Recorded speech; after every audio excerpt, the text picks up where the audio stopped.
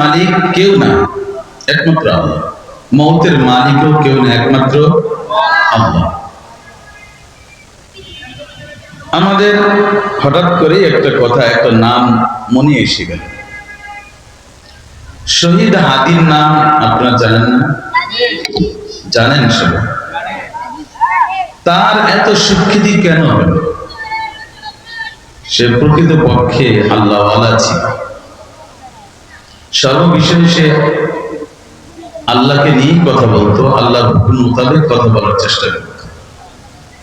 সে একটা কথা বলছে, অনেকে তাকে মরার ভয় দেখাইছে। সে একটা কথা বলছে, সেই কথাটা হলো মৃত্যুর ফায়সালা আসমানে হয়, জমিনে না। কোথায় হয়? মৃত্যুর ফায়সালা কোথায় হয়? জমিনে হয়। জমিনে হয় না। অতএব কেউ চাইলে কাউকে কেউ মেরে ফেলতে পারে না, পারে?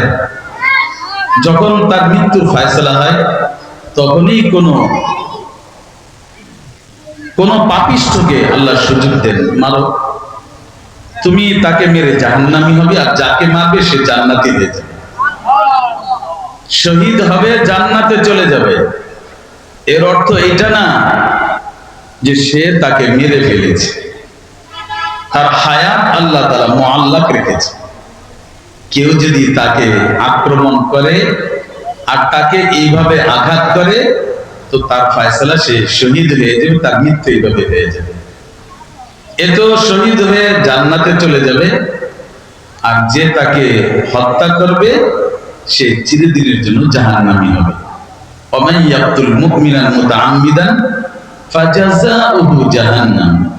কেউ যদি কোনো মুমিনকে স্বেচ্ছায় হত্যা করে, তাহলে তার ঠিকানা কোথায়?